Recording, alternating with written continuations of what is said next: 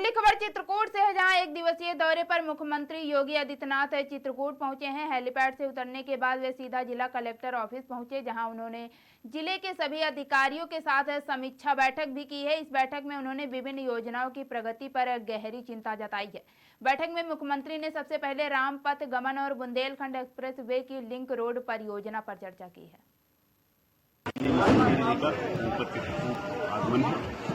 जहां वो विकास के मामलों की, कानून व्यवस्था के मामलों की समीक्षा करेंगे और उसके बाद यहाँ मां मंदाकिनी की आरती में भी शामिल होंगी। इसकी तैयारियां आप देख रहे हैं और माननीय मुख्यमंत्री जी सिक्योरिटी में जो निर्धारित मानक है और उनका जिस तरह का थ्रेट परसेप्शन है उसको देखते हुए अचूक सुरक्षा व्यवस्था के बंदोबस्त किए गए हैं और हम आपको विश्वास दिलाते हैं कि पूरी तरह से ये आयोजन सकुशल सोल्लास संपन्न है।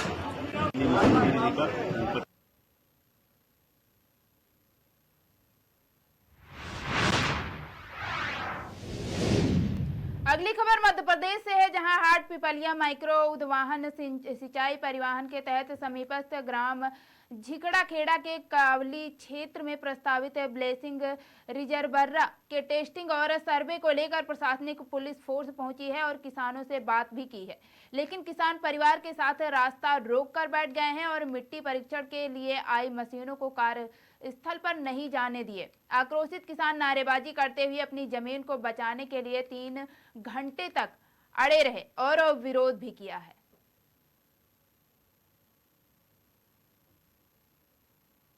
धरना दे रहे हैं, क्यों दे रहे हैं और कब तक इस तरह का धरना होगा? जब तक कि हमारी पूरी मांगे पूरी ना हो, जब तक हम 4 दिन 5 दिन यहीं पे रुकेंगे। और ये तालाब जो कुब गांव में बनने वाला था, जो हमारे काबले गांव में क्यों बनना? क्योंकि वहाँ की तो आपने पूरी व्यवस्था हो गई थी वहाँ बनने की, भूमि पूजन हो गया था वहाँ पे।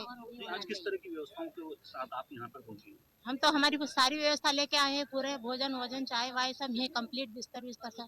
जब तक हम रहेंगे, जब तक हमारी पूरी सामग्री हमारे साथ ही रहेगी।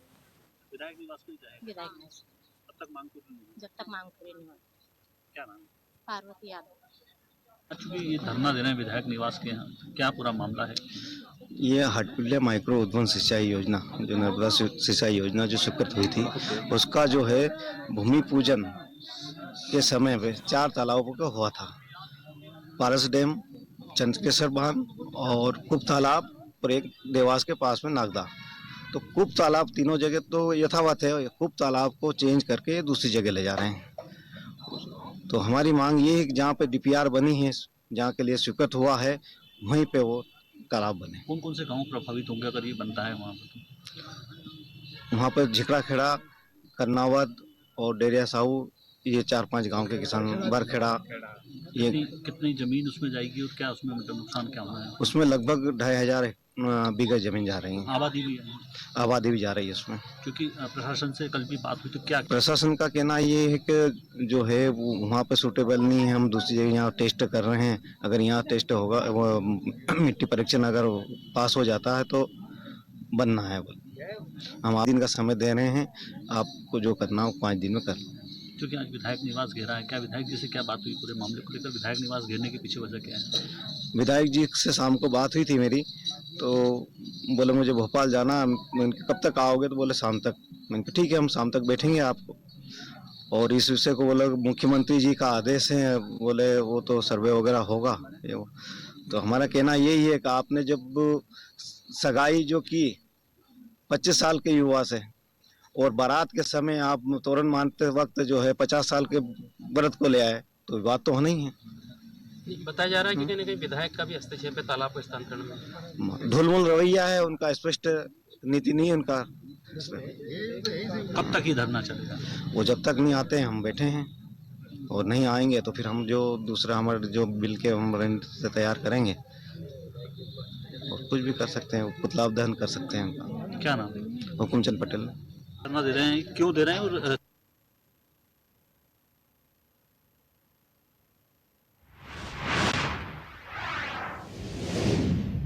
अगली खबर मथुरा से है, जहां गोवर्धन रोड पर श्रीजी बाबा नेत्र चिकित्सालय के पास दबंग लोगों ने चाय की दुकान में आग लगाई।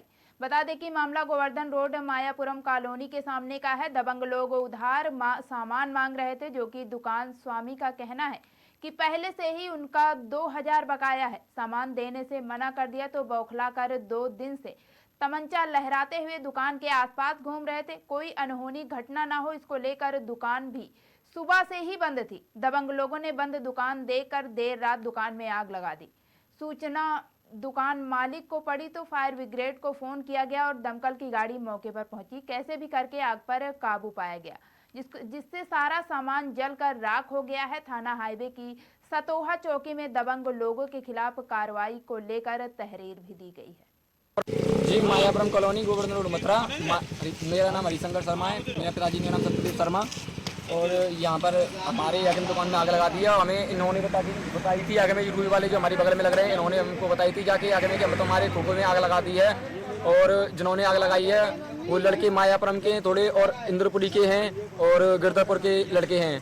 इन्होंने आग लगाई। क्या नाम है उनका? उनका नाम, एक का नाम मनीष है और उसके बड़े भाई है और तुम्हारा शुक्ला और ये तुम्हारा क्या नाम है, बढ़ावा दे रहे थे। ये मायापुरम कॉलोनी के लौंडे हैं, पूरे आगम जितने भी है लौंडे हैं सब वहाँ से आए थे। और मोनू जाट कालिया वहाँ का है तुम्हारा इंद्रपुरी कॉलोनी का। क्या माना जा रहा है कि पुरानी रेंजेस से? पुरानी कल परसों हमको मारने की धमकी देके गए थे, गोली वगैरह चलाने की, फायर वगैरह किए इधर आके और तब इसमें आग लगाई है। आगे में रिपोर्ट करने की कही थी आगे में, तो इन्होंने मना कर दी थी। आगे में पुलिस वाले बोल रहे थे तुम्हारी रोज मिली भगत है, आगे में तो लड़ाई करते हैं, ये करते हैं। और हमने इनसे कहा भी था पर मामा ने मना कर दी थी रिपोर्ट करने की। आगे में 100 नंबर बुलाई थी हमने जब कल, तो इस फ़ोन किया है अभी। आगे में 100 नंबर 112 नंबर पे फ़ोन किया है अभी, तो उधर से आ रहे हैं कुछ लोग। आज फायर की गाड़ी यहाँ पहुँची है, क्या हादसा इन्होंने किया है? अभी ये फायर ब्रिगेड की मतलब गाड़ी पहुँची थी, इन्होंने आज बुझा दी है और आगे कंप्लेन करने जा रहे हैं। जी, क्या घटना हुई है? आग लगा दी है। 2-3 गाँव से हमारे बाल करने बहुत परेशान कर रहे हैं। और अतका देखो जी, मैं काम करती हूँ और फिर मेरे बाल करने अतका बहुत ज़्यादा परेशान कर रहे हैं। मारे और छेड़े बाल अतका 10 बार कर मारने की धमकी दी है कि तुम यहाँ आए तो तुम्हें गोली मार देंगे। अतका तो क्या में आग दे दी है। पैसा मांगे तो पैसा की वजह से फिर वहाँ ने तक दे ना है और दे फिर मारा चेड़ी कर। क्या वो उधार मांग रहे थे? हाँ, उधार मांग रहे थे। 3000 रुपया पहले चाहिए रहे तका, जबरदस्ती कर रहे तका, देखो चुना बहन के लौड़ा तू। तो आज आंच लगा दिए खोखे में, फायर की गाड़ी पहुंची है, क्या कुछ घटना हुई? क्या लग रहा है कि उन्हीं लोगों ने ये घटना की है? हाँ, उन्हीं ने की है तका, मनीष ने है का, मनीष मोनू और मायापुरम के बच्चे हैं तका बहुत। इन्हें बहुत ज्यादा हंगामा कर रहा है। प्रशासन से न्याय को लेकर का सजा मिलनी चाहिए। जी, मायापुरम कॉलोनी